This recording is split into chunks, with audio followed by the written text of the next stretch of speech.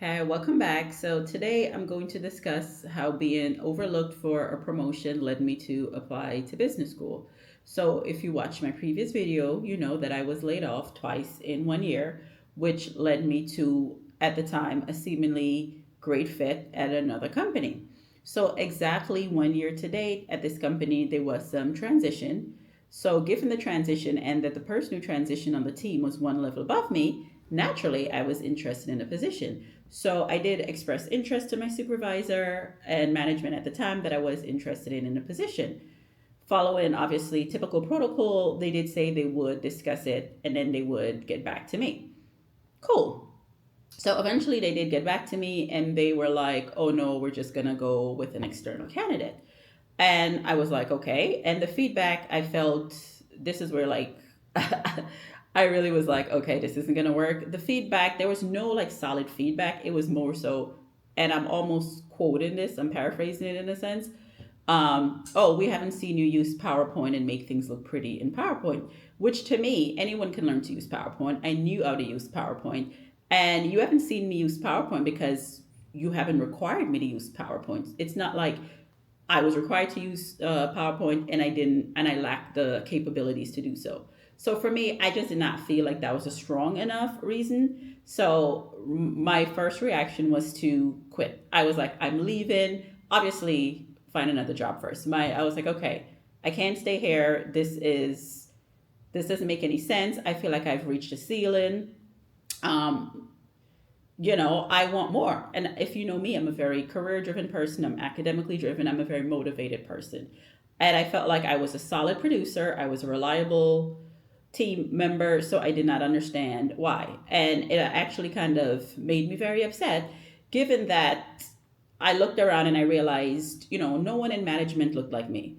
And for obvious reasons, women who look like me are often overlooked, underemployed. So, given I was like, no, I'm not going to take this. So, I immediately began applying for jobs left, right, and center. I was applying to everything pretty much that was within my salary requirements, educational background, or anything of interest. I had lots of interviews, lots of conversations, and I was like, okay, I'm going to leave. Couple of weeks notice, all of that. I was really excited. I was getting to final rounds of interviews. And I kept talking to my husband, and he kept getting tired of me complaining, like, oh, I got skipped up. And he was like, why don't you just go to business school? Because he was at business school at the time. And I was like, no, no, no, no, no, no. I've already been to school. I'm not a business person. Like, am I even an attractive candidate? I don't come from every quantitative background. And I was really indecisive about it. But that did plant a bug in me. And I was like, that might be something worth exploring because I was working with clients at the time, and most of the clients were actually in the industry that I wanted to be in long term, and most of them at an MBA. So I was thinking, like, okay, maybe at some point I might hit a ceiling in my career where they're like, you should get an MBA or you need an MBA. So why not just get it out of the way right now? So that was my logic. So I decided to pause, stop applying, stop interviewing, and just focus on my current job. Um, because I did not want to transition to a new company, have to worry about figuring out how to learn my new job, learning the ropes of the company while still studying and applying for business school. So for me, it made more sense to stay at the company I was, leverage that experience and everything into business school. So one of the first things I did was, okay, since you're not going to promote me this year, I'm going to make sure I get everything out of you that I can. So I used my professional development budget, which was available because I did reach my 1 year mark. I used my professional development budget to complete a course at HBS, which made me, which kind of strengthened my business acumens and my business school candidacy. So that was definitely one of the things I did right away. I started like networking internally and externally with folks who had gone to business school, folks who had similar backgrounds. Most of my members, clients rather, had similar experience. And were doing what I wanted to do at MBAs, just having conversations with them about making the pivot. So that's what I was able to do. And while, still working, still doing, what I needed to do, I did eventually get promoted. But honestly, that initial kind of being overlooked did not sit well with me. So I was like, thank you, but I do realize that maybe long term this isn't going to work out for me, because I felt like, at some point I would hit a ceiling within the company or within the team. And, I did feel like, realize management was not really, or the company in general is not really investing in talent the way I would like it to. It's certain things are a little gatekeep, there's or and career progression is kind of stifled with certain things or being on certain teams. So that was where I was like, okay, it is very, very, very expensive to kind of stay at a company and realize, or wait for them to realize your worth. That is a big mistake I think a lot of people do. And me, again, I was just like, no, absolutely not. So that's kind of what I did. But I think one of the main takeaways from that situation is never to run away from opportunity. I was initially trying to run from the company instead of taking a step back and strategically thinking how I was, pivot this into another opportunity or the next best thing that I wanted to do. So again, I used the course, the company paid for it. I was able to do that, strengthen my business school application.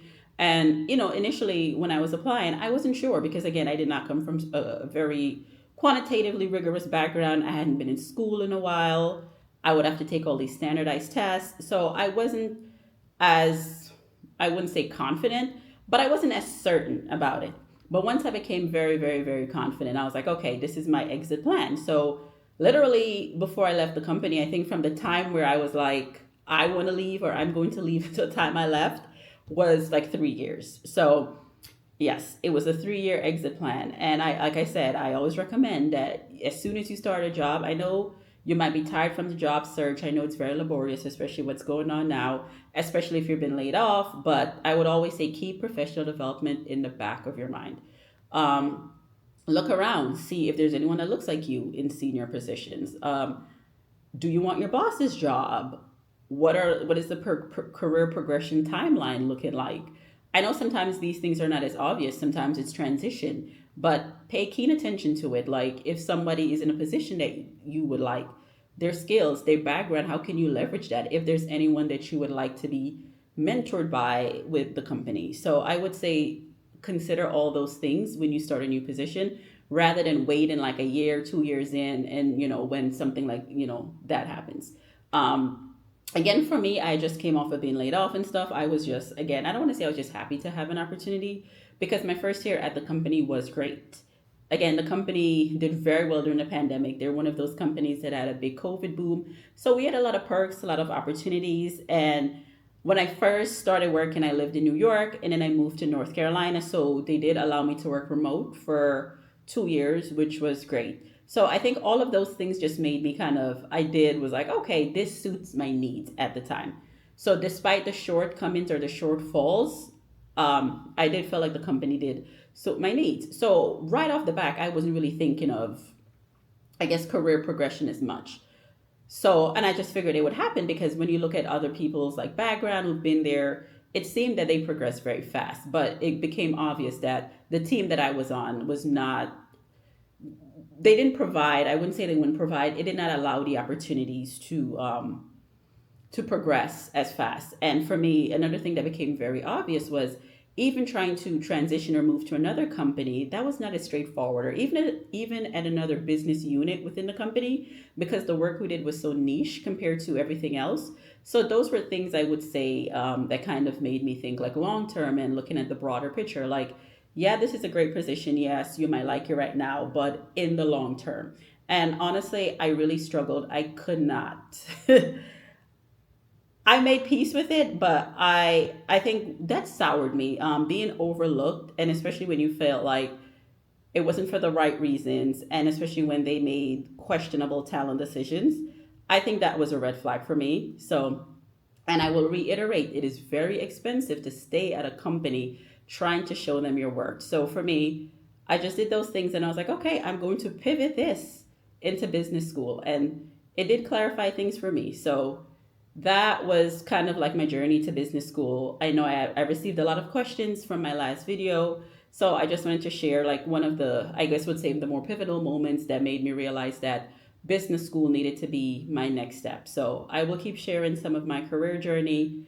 It's a lot. It's been quite the journey. It's been very positive too. Not all of it has been negative. So just wanted to share that, and I will keep continue sharing some of my business school journey and what led me to business school along the way. So thank you for watching.